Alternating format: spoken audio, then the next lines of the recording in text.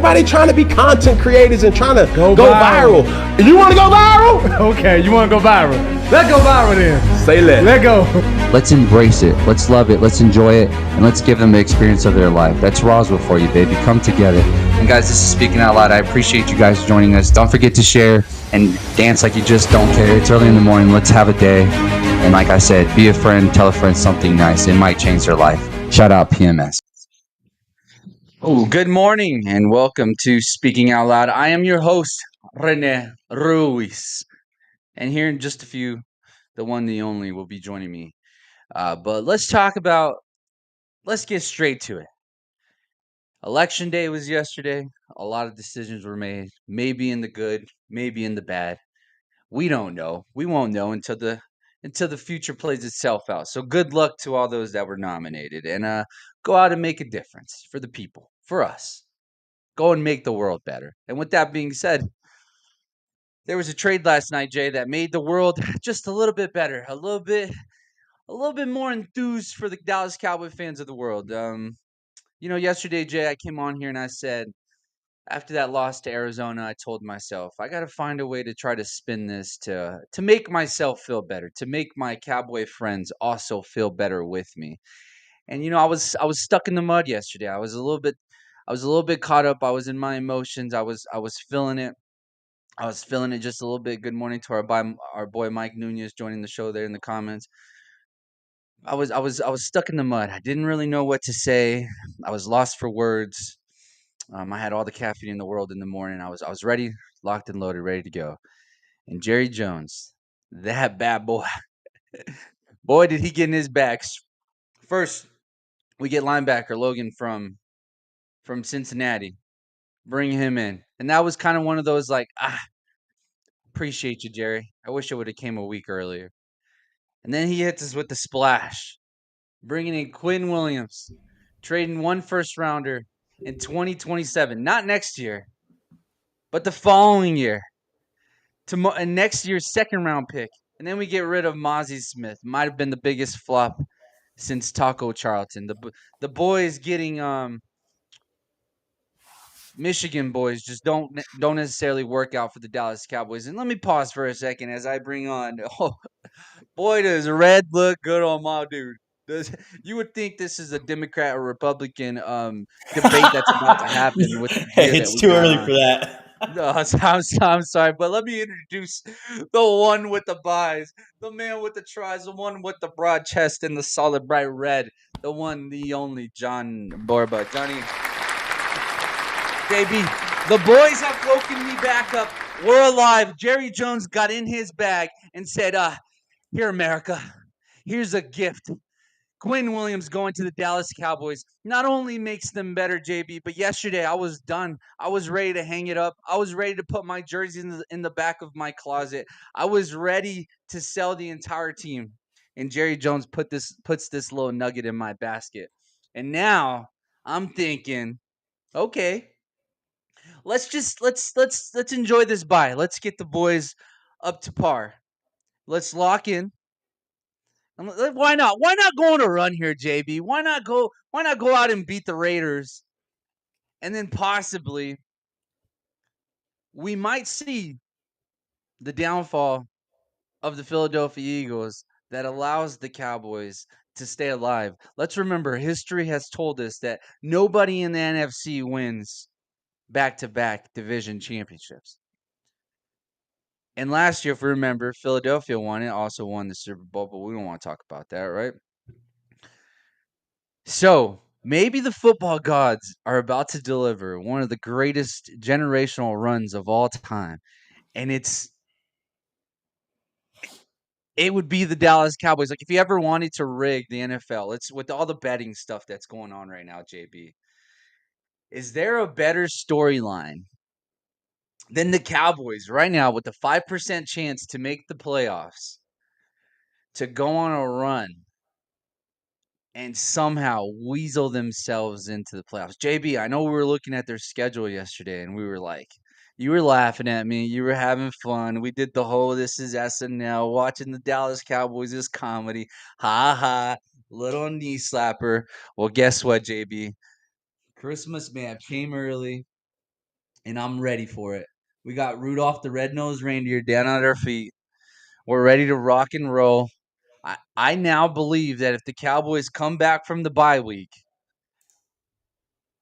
healthy, locked and loaded, we come we put a spanking on the Raiders, and now we're set perfectly to host the Philadelphia Eagles at AT&T Stadium for a potential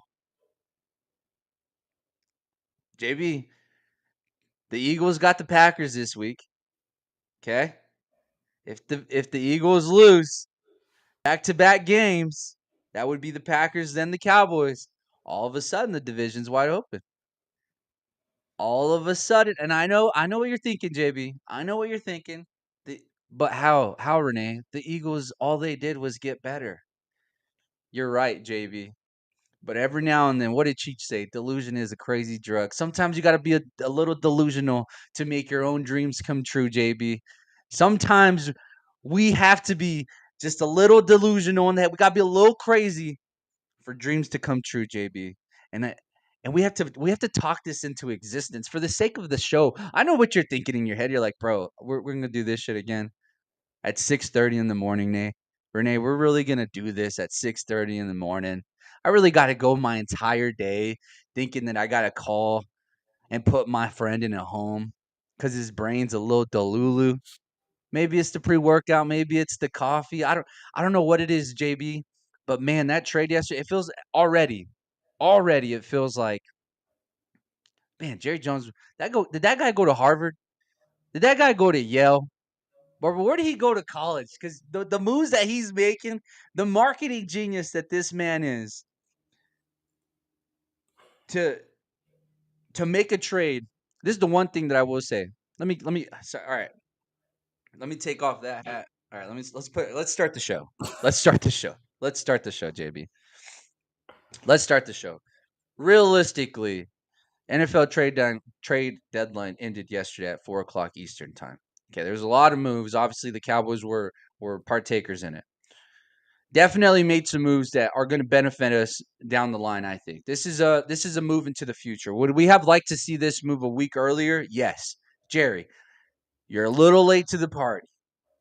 Just a little late to the party, but you gave us enough of a nugget to believe that this team has an opportunity to make a run in the next 2 years. Now, you could call us delusional, but the reality is that Dallas did get better. And if you just make the assumption, if we sit on the assumption that the Cowboys offense is going to stay similar to what it is, okay, we got our quarterback, we got our wide receiver, we may have found our running back. We got that. There's a lot of money being dished out. We got a young goal line. So now we have all the salary cap in the world, top 5 in salary cap right now. Well, I don't know after yesterday. I need to double check that. But now you got all the money in the world, and you still have draft compensation to be able to just focus solely on the defense. Now, do we have the right defensive coordinator in position for us to get us over that hump? TBD. Let's see how the rest of the season plays out. But I do think that the Dallas Cowboys did get better. They can definitely go on a run here. I don't know if they're going to make the playoffs, but they can definitely ruin a couple teams' dreams, which it's cool. I I don't mind being on this side, I guess. I don't mind being on the side of ruining the party for a lot of other teams. Why not? It is what it is. But the Cowboys have set themselves up at least to make a run, to make a legitimate playoff run. It might sound crazy. Sure. Boy, your boy might be a little delulu right now. But it's there. It's a possibility. It can be done. 7 out of 8 games. Philly hasn't looked as great as they've always looked. And they did get better. They got Jair, they got Phillips. So you got to assume that the defense is going to get better. But another team made a dramatic move. And this move, for me, tells me everything I need to know about the Indianapolis Colts. And that is Sauce Gardner got traded for two first round picks, JB, and a wide receiver, and he's being sent over to the Indianapolis Colts. To me, that tells me that the three-headed monsters, the three gals, Jim Irsay's daughters, are here to make a statement and to go out and win a Super Bowl. There's a small window that they have right now because they're paying their quarterback almost nothing. And they are aggressive. How do you feel about the Colts after that aggressive move yesterday? Do you think it's a win? I saw a lot of people saying, hold up. 2 first-round picks and a wide receiver? Is that a little too much? Did we not see what Micah Parsons was sold for? Isn't Micah better than Sauce Gardner? It's like a lot of comparisons going on X and all these networks yesterday whenever that trade happens. If you're watching Pat McAfee live, they saw the trade come through, and they were like, oh, my goodness, we're going to win the Super Bowl. And then the next tweet comes in from Adam Schefter, and it's like, okay, here's the draft compensation. You would have thought, just like any other trade, whenever you see an all-pro get traded for like a fifth or a sixth-round pick, that seemed like that's the assumption that Indianapolis Colts fans were making. And then that tweet comes in from Adam Schefter, and it's like, 2 first-round picks and a wide receiver. How do you feel about that move from the Indianapolis coach, JB? Well, for me, first of all, I'll break down the Colts trade, and then we'll break down the Cowboys trade a little bit more. Kind of, Okay. Get you a little reality check, and all that. But let's break down this Colts trade real quick. So obviously with the Jets, right? Jets are unloading, right? They got these defensive stars, game changers in the league, arguably one of the best corners, arguably one of the best defensive tackles in the league. They're pretty much saying right now, okay, what has defense done for us? Nothing. So let's go ahead and get rid of these guys. What we're going to do is we're going to get one of these guys out of college at quarterback next year. We're going to revamp the offense, and then we can worry about the defense later, right? So that's the Jets' mindset coming into this thing. I think that's why they unloaded, got a bunch of free cap space now and all this kind of stuff. So I think they're going to revamp the offense. That's the first thing they're going to do, and then they'll worry about the defense later. Because what has the defense done for them lately? Nothing. So I think that's a good move.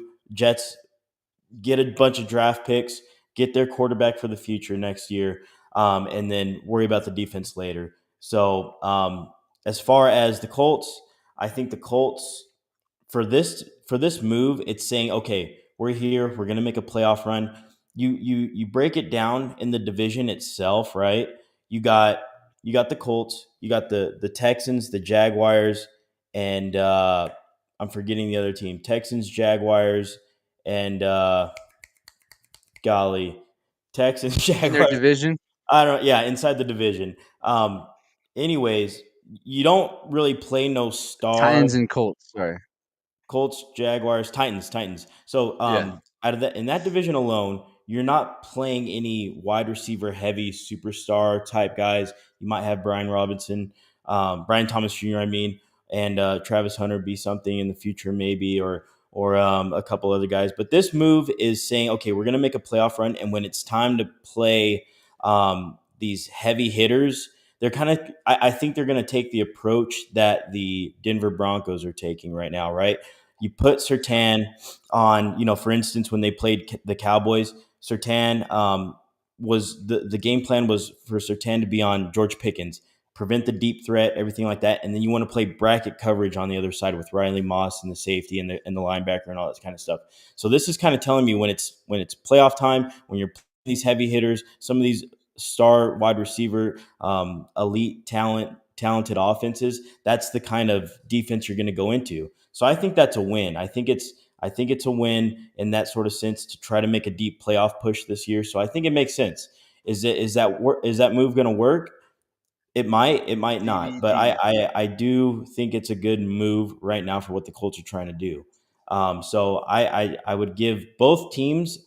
I give them the Jets for making that trade. I give them an A+ just because they're going to get a lot of draft picks. They're going to be able to be flexible. They're going to get hopefully the guy of the future as their quarterback. You got all these guys coming out of college this year, so I think that's a positive, right? Yeah, for sure. As far as the Cowboys, Hold So on. Before you move okay, on. okay. So here's the compensation for this is what the Jets got out of the trade deadline yesterday. Notable draft picks the next 2 years. So in 2026, they're going to have 1, 2 first round picks and 2 second round picks. And then in 2027, that's when they really load up and they'll have 3 first round picks. Dallas Cowboys first round, Indianapolis first round, New York Jets first round. So from my understanding, that Dallas Cowboys first round pick is based on whether or not or Cowboys have 2 picks, right? They got Green Bay's and they got theirs. Whichever one is better, that's the pick we're giving away. I don't like the way that kind of worked out. I would have preferred that you just kind of take the gamble. You just either give up yours. Because let's just say Green Bay, for whatever reason, Jordan Love falls apart. Damn, we got to give up that, even if we had a great season. Like, I wish they could have negotiated that a little bit better. But anyways, go on. Let us know. Let us know how we have a playoff opportunity still, JB. Yeah. Bring me down just a little bit. What you got? Okay. So that's a great starting move, right? Great starting move to help the defense, the interior of the defense. There's not too many great defensive tackles in the league, interior guys. And now you guys arguably have two of the top guys. Kenny Clark, a little bit more older veteran guy, but he's still solid. But it's good to have two of those guys playing next to each other, right? I think Yeah. I think the big thing with this is the Cowboys. They're getting rid of their first round pick for next year for 2027, No, correct? no, no. 2027. Next year, we just gave up a second round pick. Yeah, exactly. So this is I think the process with that is like, okay, we're trying to go all in next year. And then what they're going to do with those two first round picks next this upcoming year is I think you go heavy defensive end and I think you go heavy on corner. You play that right. If you can get the best corner, one of the top defensive edge rushers, I think that solidifies a lot better, makes your defense a lot better right off the rip. You just got to hit on the guys. That's the thing. And there's only 30% Yeah. chance that these first rounders even hit or become something on the first team that they play with. And it might not be straight out of the gate, but it could be something. You never know. So that's what that tells me is that they're trying to go all in next year. And I think they got their offense. They got their offense. I think they found their running back, their wide receivers. Everything's intact. As far as like the Dak, I think he's got what 1 or 2 years left on his contract, and I don't know what's going to happen after that. 2 years, Probably get okay, re-signed. They're probably gonna keep kicking the can down the bucket. I saw Dak's salary cap hit next year is like 70 million. I'm assuming somehow, some way they're gonna do some gymnastics where they kick that down the line as they do for they every other could. quarterback. Josh Allen does it. Patrick Mahomes does it. It's not anything new. So I expect that to be adjusted in the salary cap space to open up even more than what it already is. So hey, maybe Dallas makes another splash move. Maybe Dallas I has the think money so. to be able to afford to bring in someone like I don't know, an old ass man like a 32-year-old in Trey Hendrickson next year when he's a free agent. Never know. I'm not saying that Trey's going to come out and change the organization, but hey, I wouldn't mind bringing him in for another year or even maybe 2. Why not? Because that's the window that Dallas has opened for, or Jerry Jones has opened for us. Should we apologize to Jerry Jones, JB, as Dallas Cowboy fans, as most of the world was out here attacking this man for not making moves? He made the move. Now the timing is everything. Time is money, as they say. And in my humble opinion, this brother's just late to the party. This brother's ego has really gotten to his head. Sometimes we're starting to see this a lot more. I mean, we saw Kendrick Perkins kind of get out of pocket with the whole John Moran stuff, saying, "Hey, do you know why you're a star? It's because of me, because I talk about you on TV." That's what Kendrick Perkins said. Hey, you're not the main. You're not the main character. Let's relax. Let's chill out. Yesterday, Draymond Green goes.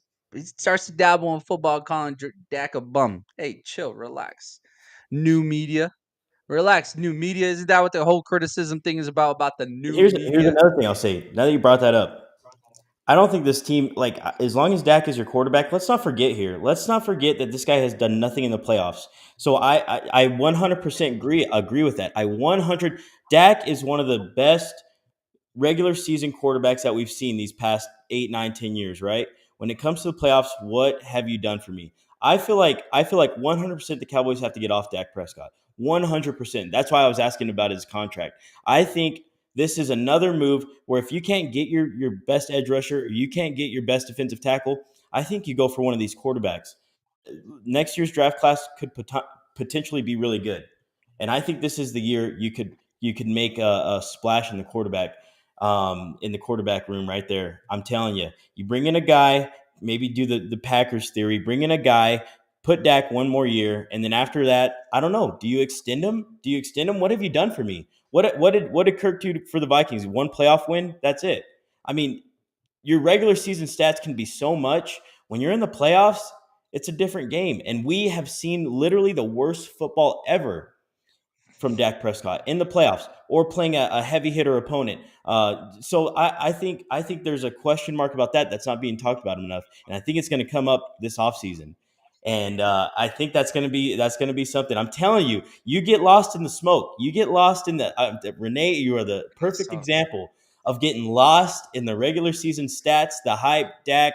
Oh, a leader, this and that, this and that. Oh, he's MVP candidate for first month of the season, and then falls off.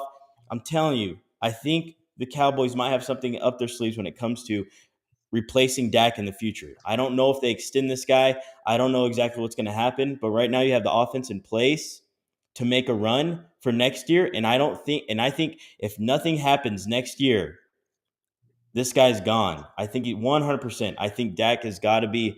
You got to move off. Eventually, you got to move off a guy like that.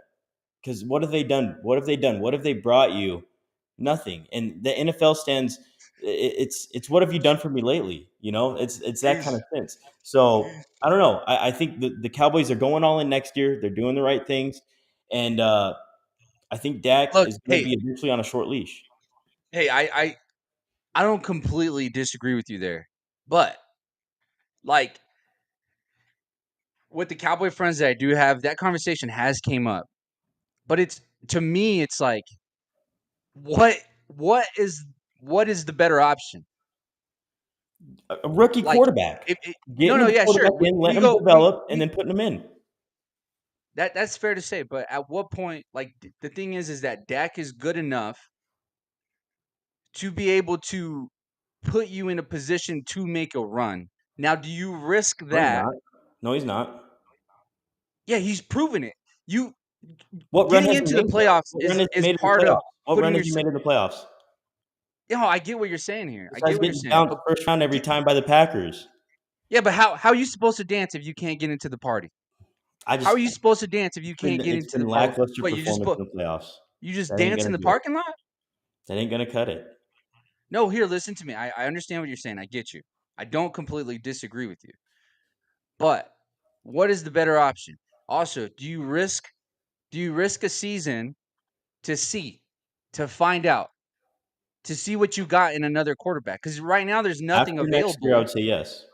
There's nothing available though outside of like what You say quarterback is there's better nothing than Dak available, that Renee. that Where do could. all these players come from? The draft. You Well, develop sure, them. yeah, for sure. But do you risk like all right, Packers decision? Do you think the Packers should have maybe waited one more year? Or you think the timing of them moving on from Jordan Love was perfect? I think it was good. I think it was good. You can't say But you nothing. kind of threw away Jordan Love's first season. Like as a Yeah. Packers fan, you kind of went into Well, it. the first couple years, you threw them away, So but all I'm saying is that you Dak don't has lose a 2 step. years. You literally are a playoff team the next year. Jordan Love's first year as a starter, they were still a playoff Yeah, and then team. you go and beat the boys, right? Here's my thing You said that, is not me. yeah, yeah. I just think that Jerry Jones bought Dak another year. I don't think these Exactly, conversations that's what I'm come up saying. until After next year, then what are these conversations gonna look like? that's when And it begins. depending on the draft That's when it this begins. upcoming year, if there's a spot where you can get a quarterback, I think you pull the trigger. Put some pressure on Dak. I See what he like can it. do that last year. I like it. I think you have to. I think we have a 2-year window now. I think Jerry extended the window. It was like a soft rebuild in front of just playing out before our eyes. And I'm part of the problem. I'm part of the problem. I get in this One of the it's millions. almost on One of the purpose, millions. guys. Come on. It's a little bit of a gimmick. It's a little bit of a gimmick, but also You're supposed to have a fandom where you get lost in the sauce and kind of put your team in a bigger platform than what you would typically do. That's part of the game. That's part of having fun watching football. That's the name of the game, JV. But you're also not wrong. Next year, I think based on Dak, not just Dak, but the team's performance, like I don't know, I don't think we can draw up any more excuses for Dak regardless of how the team plays. Like if we come out next year and we still have the same issue where it's like it's the defense, it's the defense. Okay, if it's the defense, we got to blow this whole damn thing up and we got to start over and we got to start from the back to the front. We got to start from the defense to the front end cuz I'd rather be in a situation like yours.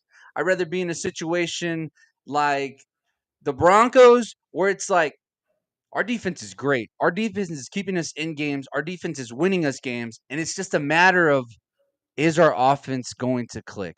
Is our offense going to get the wheels turning? We have a good coach. We have a great offensive coordinator. Now, will the quarterback catch up? That's where the Broncos are right now. It's like we're just waiting for Bo Nix to get the wheels turning.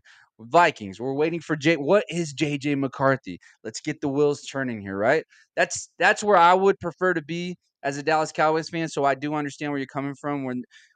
But I do think the conversations aren't going to start until about mid-season next year, dependent on the Dallas Cowboys' performance. Obviously, if we're top of the NFC, I think all that's shut out. Dak's probably in the MVP conversation yet again.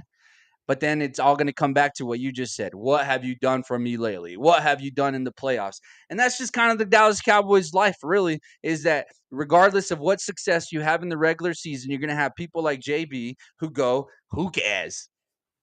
What do they do in the playoffs? So it's like, should we even watch 17, 18 games if all you're going to judge us on is in January and February? Which is, hey, that's part of the gimmick. I get it. That's part of the game. But chill out, relax just a little bit. Mason Miller over there agreeing in the comments. Chill out, boys. Chill out. What was the better option? What, you want to start Joe Milton this season? Is that what you wanted to trade for Kirk Cousins? What was the best option outside of Dak Prescott? Miss me with that shit because what was it? Ooh, trade for Shador? Like, there's a reason. Nobody's talking about this year. We're just talking about what have you done for me? What has Dak done for Dallas? Sorry, that was all the X tweets starting to come into my head there. But speaking of what have you done for me lately, let's ask Mr. Former D1 alum, UNM alum, the Lobo himself, Mr. Tim Foley. Tim.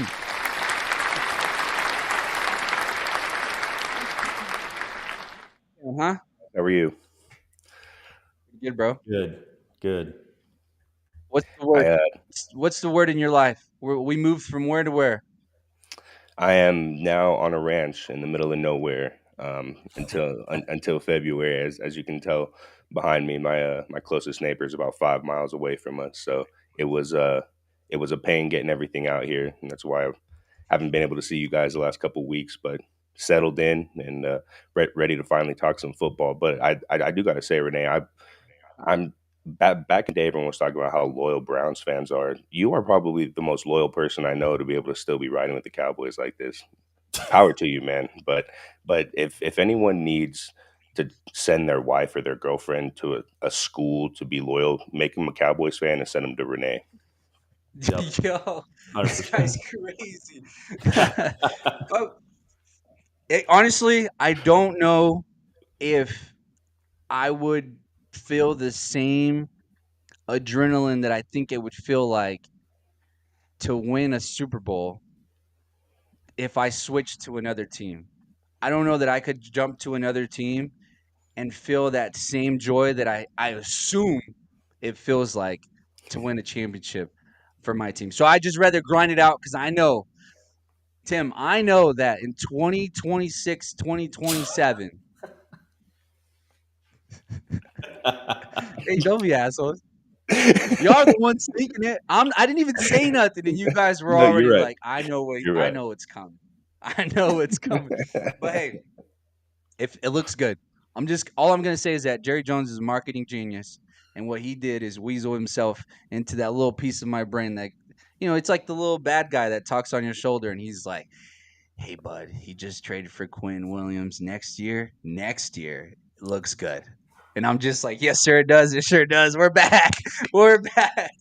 It's But it, Tim, all right, teams it's falling it, apart. it Let's talk about teams falling apart just a little bit outside of my world. Let's go to the college football world. Miami and Carson Beck. Carson Beck was in our Heisman conversation for the longest time, and this team loses back-to-back games, and they look lost. What's going on in Miami? yeah, everything has turned over in Miami, and it's funny. I was looking at this tweet the other day. Um, and I hate to bring in the NFL because I'm the college guy, but they're saying that the state of Florida probably has the two worst quarterbacks. They have Tua, who's leading the league in interceptions, and then now Carson Beck is second in the country in interceptions, and the wheels just fell off. I mean, it's not like they were playing bad teams at the beginning of the season, and then we're finally seeing Miami. Something's happening in that locker room. They have lost. They have lost the team unity. You have Carson Beck blaming the play calls for his bad decisions, and you have the head coach screaming at the offensive coordinator on the sidelines. It is not a good view in Miami, and I don't think they'll be able to turn it around to be able to make any type of noise in the college football playoff this year. We're out. Miami fans out of playoffs. Yeah, is that you? Is I, that how you feel? yes, that is exactly how I feel. I mean, with the new college football playoff rankings that came out last night, the first ones of the year, they have them all the way down at 18, and I don't see them, especially with who they're playing the rest of the season. They're not going to make any type of noise to be able to kind of push forward into the Yeah, they playoffs got this year. Syracuse, North Carolina State, Virginia Tech, and Pitt. I guess that Virginia Tech and Pitt game. I guess Pitt's ranked in the top 25. Maybe I guess they would absolutely have to just.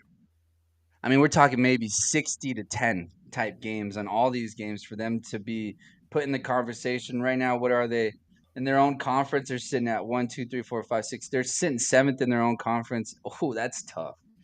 Yeah, That's they're. ugly. I mean, Yeah, they're. Miami's out. Yeah, they are. 6-2 though. 6-2. There's gonna be a couple teams that make that playoff picture, and Texas might be one of those. How do we feel about Texas and Archie Manning? Kind of, it seems like we're getting the wheels turning. I know that game against Vandy last week. What was it? They ended up winning 34-31. The score looks a little bit closer than what it actually was. Vandy makes a late run to get themselves in that game, make it a little bit interesting. Where do we stand with Texas and Archie Manning? Well, Texas came out firing. I mean, if you look at the score in the first half, they were up 24-3, and they looked like they were about to run away with this football game. And then Diego Pavia went in at halftime, and they made the adjustments that they needed to make, and they scored 21 unanswered points in the fourth quarter to bring it a lot closer, and had a chance to win it at the end. They almost got that onside kick. Um, but what people are talking about is Arch back. I mean, he put up some great numbers. He went 25 of 33 for 328 yards and three touchdowns, which we haven't really seen that against a good football team from Arch this year. But what I think what people are sleeping on is Diego Pavia outplayed him. I mean, he went 27 of 38 for 365 yards and three touchdowns, brought the team back from behind, and nobody's really talking about that. They were always talking about the last couple weeks, which I know I wasn't able to talk about with you guys, how Diego Pavia's resume against SEC football teams didn't look good. He was only putting up like a little bit less than 200 passing yards, a couple touchdowns. But at the end of the day, he was winning football games, and he played very, very well against a good SEC football team. And people weren't really talking about that. And he's kind of out of the Heisman race now, which is it's a little bit unfortunate. But Texas did look good. They are getting better every week, and this is the time to do it. In November, they're gonna be playing a few more games. They can make a run and be in the college football playoff. They had them at in the ranking at 11, and they had them at the first team out of that 12 team playoff. But they are going to play some football games moving forward the next few weeks to kind of stamp their name into the college football playoff scene. Hey Tim, right here I got the Week 11. This is from ESPN, the 12-team college football bracket projection. I don't see Texas anywhere on here. Do you think they sneak in? They can. It's going to take a couple losses from other teams, and they're going to need to play very, very well these last 3 weeks. But Yeah. if, So if they do get in there, they are one of those teams that every team's gonna look at is scared to play. At the beginning of the season, they did not look like a well-rounded football team. They're getting better every single week. So, what if they do make it to the college football playoff? That first round game, whoever they do match up against, they are gonna need to be prepared for that game because it's not gonna be a walk in the park. You know what? I always hear that Texas fans are like Cowboys fans. We're similar. And we're probably similar because we're probably the same fan base that's just transferring our delusion from one end to the other end. So let me put my delusional Texas Longhorns hat on real quick. And let's look at the rest of their schedule here. Georgia, Arkansas, and Texas A&M. If they win out, you tell me they're not going to be in the college playoffs? This team is definitely getting in the college playoffs, assuming that they win out here. And if they do win out, boy, oh boy, Texas Longhorns are going to be the scariest team in the college football playoffs, especially if they don't get that first round bye. Oh my goodness, Tim, look at this. What are we looking at? Who's Texas going to play? If they beat Georgia, we're probably going to swap with Georgia, right? So we got who? Memphis? Come on, get out of town. That's a butt whooping waiting to happen. And if they win, then they go to Alabama. We've seen what happened there before. Oh my goodness. JB, the boys are back. Hook them. Hook them. Well, let's go across town with College Game Day, heading over to Texas Tech. How do we feel about this Texas Tech team? And I know they spent a lot of money. That's been the conversation. Everybody's spending money though, so we gotta kind of hang that up already. We can't use that anymore as an excuse. Everybody has money and they're using it. And some teams are just using it a little bit better than others, and some teams are just getting lucky and hitting. Like it all comes down to you can spend all the money in the world, but if you don't pay the right talent, then did you waste money? Probably. But talk to us about this Texas Tech team and what to expect from them going forward. Yeah, so in those rankings, Texas Tech came out at number 8 into the college football playoff. The cool thing is College Game Day is going to be there this weekend. Fun fact: this is actually the first time that they're there since 2008, and it was actually on the 1st of November in 2008 when Texas Tech beat Texas in Lubbock with the big Michael Crabtree play at the end of the game. Oh, That I was do the last remember time that. College Game Day was there. So expect something crazy to happen. They are double digit favorites. So they are 10-point favorites against BYU. I expect them to win this football game pretty handedly. BYU is a great football team, but with the hype of College Game Day and everything like that, I think Texas Tech is going to roll over BYU, which is going to put them even higher up in the conversation. And it's a big Big 12 matchup. The top two teams are going to be playing, so it's going to have a lot of future implications for the way these rankings look in a few weeks here at the college football playoffs. And Tim, let me ask you this. This game's at 10 a.m. From your experience playing D1 ball, how much different is it to play an early ass game like that? I mean, 10 o'clock is kind of wild. Like when you think about it, they're playing Texas time, so that's 10 a.m. their time. That's 9 a.m. our time. Like is there like don't give me the corporate answer, like legitimately. Do you Yeah, feel no, the effect definitely. of having to get up early? Do you wake up earlier to prepare for such an early game, or how does the whole morning process work out? Yeah, so whenever you're getting ready for a game like this, the coaching staff, they're having you wake up early. You're going to be practicing in the morning. You're going to be doing a lot of stuff at that same time that week. But at the end of the day, that's only 4 or 5 days to get ready for that. It's hard to make your body turn around like that. Those morning games, expect a little bit of a slow start because sometimes you're you're there getting ready for opening kickoff when typically you're sitting in math class. You know what I mean? During Yeah. the week. So with it being 10 a.m., they're gonna have to wake up a lot earlier. They're gonna have to be at the stadium a couple hours before kickoff to get ready for kickoff. So they'll be there right around 8 in the morning, which is crazy. And then in the first few plays, you might see a little bit of mistakes, you might see some fumbles, some turnovers. But I expect maybe a little bit more towards halftime in the second half for it to be a lot more uniform football game. But it is tough, especially if you're used to waking up and playing in those later games. But honestly, for me personally, I would rather play an early game than a late game because when you have those, I played at a game against UNLV my sophomore year where kickoff was at 8:30 p.m.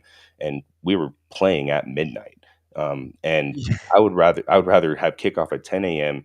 to where you get up and you're ready for the game. Whereas you're playing in the evening, you get up, you have to do a bunch of team meetings. You're going to watch a few games play, and then you're going to start getting ready for your game. And you get a little bit lethargic towards that. So I'd much rather play a morning game, but they are a little bit rougher to get up for. Lethargic. I like the word. Woo-hoo. Might have to use that in my vocabulary going forward.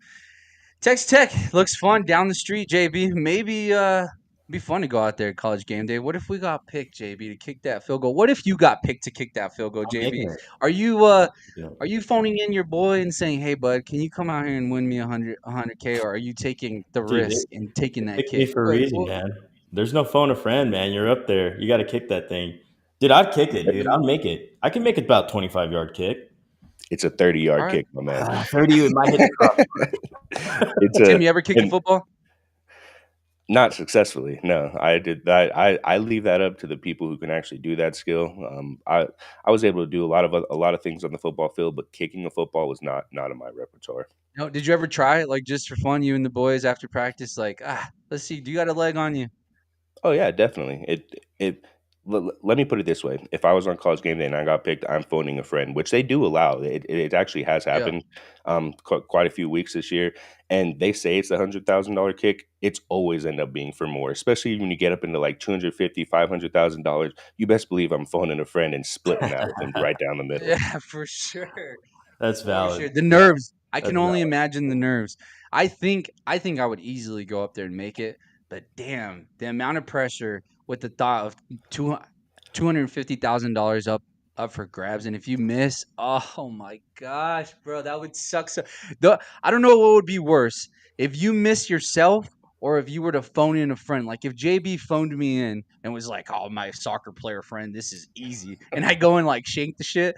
Oh, bro, I don't know if you would You're be up. able to be my friend. I don't know if I could allow you to be my friend if I costed you $100,000. But damn, well, let's end it with this, Tim. Well, actually, two more things because we got to get to your power rankings here in a second. But being a former UNM alum, you did mention yesterday when we were chatting, UNM's first time getting into or being bowl eligible since what'd you say, 2016. Yep. How enthusiastic do you feel about being bowl eligible for your old squad? And then what should we expect from this team going forward? Yeah, so this last week, UNM really made a statement. They came out and beat UNLV 40-35 at UNLV in Allegiant Stadium. Nobody was expecting them to win this football game, and in that winning that game made them bowl eligible the first time since 2016, almost a decade. And this is a great football team. What I like the most about it is they don't ever go into the game looking at as favored. They're not like a powerhouse team. They play great team football, and Coach Eck really has them. Turning the wheel to be a winning program. A lot of the times in the past, UNM is going to be maybe like they may be bowl eligible in the last game of the season, playing that last game to try to make it into a bowl game. They still have 3 weeks left, and they're already in a bowl game. So now they're just going to be pushing to have a better record. They're 6-3 right now, which I don't even know the last time that UNM has been 6-3. It's been probably a couple decades. And then their quarterback Jack Lane is really just putting the team on their back. This last game, he went 17-22 for 342 yards and 3 touchdowns. He had that one interception. But he also became the first quarterback in Louisville history to record two 80-yard passing touchdowns in the same game. He had a 84-yard to Damon Bankston and then an 80-yard throw to Keegan Johnson. And that really rounded them out this last game to win this football game. This is a UNM team that is going to be good for years to come. As long as we can start a GoFundMe page to keep Coach Eck here in Albuquerque, then I think everything is looking good for this Lobo football team. Yeah, hey, they're already tugging at him. They're saying, "Hey, Coach Eck, I know you like Albuquerque, or do you? I know you like that UNM. I know you like that locker room. Locker room looks nice. I've seen a lot of videos coming out of the locker room. Locker room looks like it looks remodeled, but I also don't know what it looked like before. So it looks like a top tier locker room. But there is strings being pulled for Coach Eck.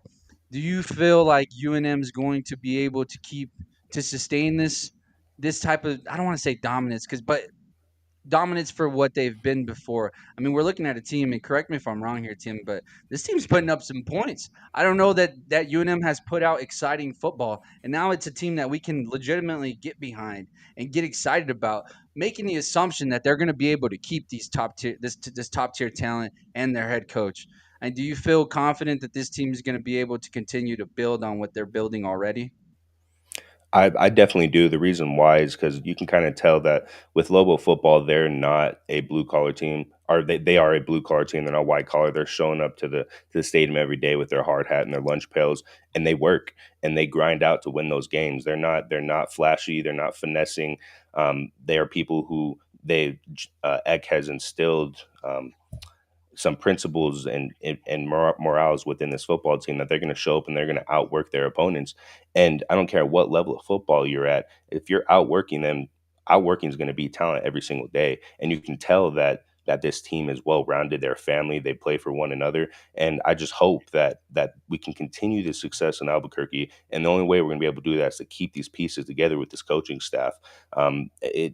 You can tell that Eck is enjoying Albuquerque and loves to be here. But when you have these so many coaching vacancies that have happened this year, and people are talking millions and millions of dollars, it's up to like $200 million in coach buyouts already this year, and that's just to pay them to leave your program. So I can't even imagine the type of money that they're going to be throwing around to replace these coaches. And when you have someone in Albuquerque, you're not going to be making millions of dollars coaching at the University of New Mexico right now. Hopefully, we can get that changed, but whenever you get a call and you can better your family, talking about $5-6 million a year, it's going to be a tough call. It's going to be hard to stay in Albuquerque whenever you can go do that somewhere else. So I'm urging for us to start a GoFundMe or something, or let's do a tax here in New Mexico to keep Yeah, Edgar at fund. the Let's Bobo fund football program. UNM. Let's fund it collectively together. Because you know what would be cool is if we had a professional sports team. That would be cool to have something to root for like that in New Mexico. But guess what? We've had them in our backyard this entire time. The UNM Lobos. Why not invest into this program? Why not invest into that city? With success comes money. And if that team just continues to build and build, I guarantee you that city is going to look better and better. I don't know how local government works there, but hey, buds, let's put on our suits, let's sit down at a desk, and let's figure out a way to continue to make this UNM team go. Because if they go, we go. If we win, or if they win, we win. Everyone wins around them. That's how winning works. I know you're questioning my winning tactics because of this poster, maybe this poster, maybe this little graphic here. It is what it is. Winning is winning. And when winning comes, it comes in bunches. So let's go, UNM Lobos. Let's make a run here. And let's finish this season with a bang. And hopefully we don't lose anybody, but it almost feels like it's unedible. JB, you got anything for Mr. Tim? No, man, not this week. I'll have to sit We've down missed you. and watch some. We've missed you, Yeah, Tim. I'll have to. We've I was missed telling you. Renee earlier. I was like, "Dang, man! Now since like Tim's not on the show, man, I've lost my what does he call it? Like, just keeping up with college football. Now I'm Lost like the back itch. interested. I'm back invested. I can watch it a little bit and kind of just like know what I'm watching and know what to expect, and then the ins and outs about the games and what each game might we might expect from each game. So it's good to have you back for sure. It's Welcome definitely good to back, be Tim. And back. this is with that being said, Tim, before we let you go, this is your power rankings. You got Ohio State at numero uno, Indiana at numero dos, at number 3, Texas A&M, 4, Alabama, and 5, Oregon. How do you feel yours stacks up against what ESPN is showing us? Yeah, Which so ESPN the really the only thing difference than the ESPN is that Oregon, especially in the college football playoff rankings, they had Oregon at 9. I like Oregon. I kind of see them as a Texas, as in they're getting better each week. They're coming off of they won last week against Wisconsin. They play at Iowa this week, which it's not an easy environment to play in Iowa, especially in November. It gets a little bit cold over there, but it the the difference between the college football playoff rankings and mine is they have 4 SEC teams in the top 7, which everyone complains about that. But I do like to see a little bit more variant in there. I want to see Oregon. I want to see an ACC team, but it's just hard whenever you have 2 lost teams that are leading those conferences, and it's hard to put them up in the top 5. But as long as they make that top 12, then they'll be able to play in the college football playoff and really make a difference. But I do see either a Big Ten or an SEC football team winning the national championship. Yeah, the SEC is the best league in college football. Sorry about it, folks. Sorry about it. I know me and Tim got a bunch of pushback once we posted those clips about the SEC running the show. Sorry, boys. They do. And we're going to find out whenever the top 12 teams, and most of them are SEC, and then we got an SEC champion coming out of that playoff seeding. Tim, I appreciate you joining the show. I appreciate you making us a bit smarter. What's the one thing we should look forward to this Saturday? This Saturday is going to be the Texas and the Texas BYU football game with game day there. I think it's going to be electric. I think Texas Tech's going to pull it off towards the end. I think they'll beat them by double digits, but I think it'll be an electric football game. And I'm a little bit sad that we're going to be missing out on the tortilla tossing now in Lubbock, but I think it'll still be a football game. No longer allowed. Refs are throwing penalties on the fans that are now affecting the actual team themselves. So put them tortillas in your mouth, get full, and enjoy the game, especially at a 10 a.m. kickoff. You got undefeated BYU heading into Lubbock, Texas, to face the 8-1 Texas Tech. What are they again? Texas Tech. Help me out, boys. They got the guns. Shoot, wreck 'em Tech. Wreck 'em, boys. Let's go, ladies and gentlemen. UNM alum, Tim Foley. Thank you, Tim. See you guys. Appreciate you. Woo! I'm amped up, bro. I hope Texas Tech can make a run right here. Why not? Why not Texas Tech and them boys? Just how cool would it be if we had Texas Tech versus Texas in the college football playoffs? That would be a show. That's possible. It's possible. That would be fun. Any takeaways from the conversation with Tim there? So Texas is playing Georgia. No, not till next week. Not till next week, but that'll be a huge game. But I think even if Georgia loses, they still got to be in the playoffs, right? Shoot, I don't think so because they already got 2 losses on their schedule. So if they lose 3, it definitely feels like they're gonna drop. My bad. They only have 1 loss. So let me look at their schedule real quick. I guess we could have asked. That might propel like Texas to get in, but Georgia to still be in too. Just drop their seed. Because I guess you're right. You're probably right because they only have 1 loss, and it was to Alabama. It was at the beginning of the season. It was 24-21, pretty close game. Alabama's ranked, top 2 right now, right, or top 3. So if they do lose to Texas, Texas probably drops to about 6. And if Texas wins out, like Texas' schedule is crazy. So that Texas loss would probably don't look as bad. So you're probably right there. You're probably right. Georgia probably sneaks in. Let's look at the college bracket here. So Georgia's sitting at number 5. Yeah. So if they lose to Texas, you would assume they'd probably drop to like a good old 10, 11, or 12. Because I'd rather see. Like if you ask me, Georgia versus Memphis, Georgia's probably going down there and pounding them.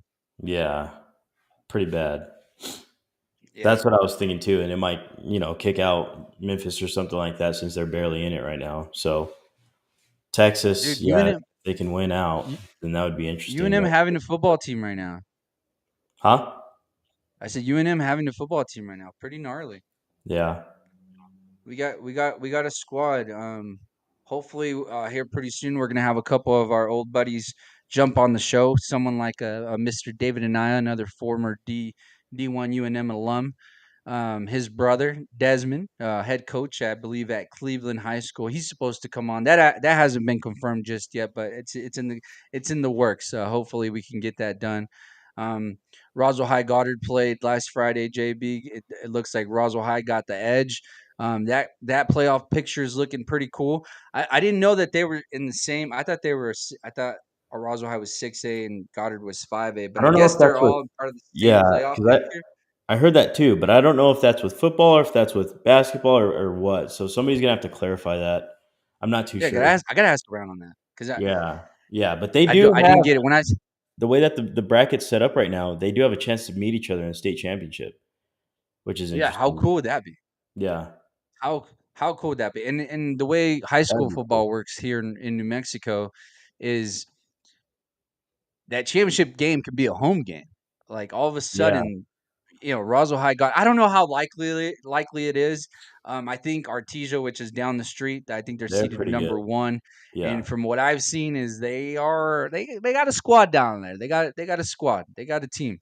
How it's kind of always been like that, right? It's always been Roswell High Goddard, or Goddard, and I mean, it's always been Roswell High and Artesia, or Goddard and Artesia. It always seems like Artesia kind of keeps themselves somewhat in that conversation. So it's gonna be cool. Good luck to them boys, all the boys, Goddard, Roswell High, and Artesia. Good luck to all them boys. Let's make a run, and let's keep the championship down here, down in this area, down in the South. But anyways, JB, we're coming into the closing of the show. Is there something that we didn't cover that you'd like to cover, that you'd like to talk about? I know the NBA is back, and I know there's some John Morant news coming out. John Morant really not wanting to play. He's having a dispute with his coach. It seems like he wants out. I think whenever I saw that clip come out, I'm not sure. Did you see it? Where he's a little frustrated because of his minutes, because of the scheme that their new coach is running. Memphis does have a new coach. Maybe he's irritated because they fired his buddy, which was the old coach, but they're trying to move forward. As a Memphis Grizzlies, as you guys attack Dak for what has he done for me lately, we got to carry that energy into the NBA and ask John Morant, what have you done for us lately, sir? Outside of nothing but controversies, outside of the NBA, off the court, John Morant, get it together. You're starting to think you're the main character. You're starting to think that the NBA won't exist without you. Well, guess what, buddy? If you left today, I don't think anybody in the league would. I think we'd get over it pretty quick. I think if John Morant went to China, guess what? We'd talk about it for about a week. We'd probably talk about the hundreds of millions of dollars that he's making from that China contract. But guess what, JB? We could probably care less in about a week. Once the news cycle turns, we'd be like, Ja's an idiot. What an idiot. What is he doing over there? Who cares? Then a couple stats will probably come out because that's how the world works down there and be like, Ja Morant was dropping 80 points on all these Asians, blah, Yeah. blah. We wouldn't care. We wouldn't care. Ja, get it together. Go hoop. There's people that are paying hard-earned money to go watch you, my guy. There's also kids looking up to you, watching you to see how you react in these situations. And in these situations is when we typically find out who a person is. What character does he have? And I hate to say it, but it's not looking great. It's not looking great. And this guy has been put on a pedestal just to continue to disappoint the world. That's the pressures of the world of being a superstar. So now go out and do something about it. That's how we'll end the show. But guys, I appreciate y'all joining us, rocking with us at 6:30 a.m. Mountain Standard Time. I know your boy gets a little delulu. I kind of lose myself, I get lost in the sauce just a little bit. But that's why I got the man with the buys, the man with the tries, the one with the broad chest. That's why I got him here, to bring me down just a little bit as my head gets a bunch of air and starts to float up into the world, up into the sky, and enjoying myself. You always got to have that one friend that kind of brings you down just a little bit and says, "Hey, bud, this is life. This is reality that's happening right now." And I gotta just say, "Hey, thank you, JB. Thank you for bringing me back down just a little bit as my head started to get big." But of course, guess what? It'll probably happen again tomorrow because we'll be coming back onto the show at 6:30 a.m. Mountain Standard Time. You can reach out to us. Let us know how you feel at 575-808-9307. The sun is shining. It's a beautiful day to have a great day, JB. Those watching and those listening, we love you. We appreciate you. And let's go have a day. Until mañana. See ya. Ah.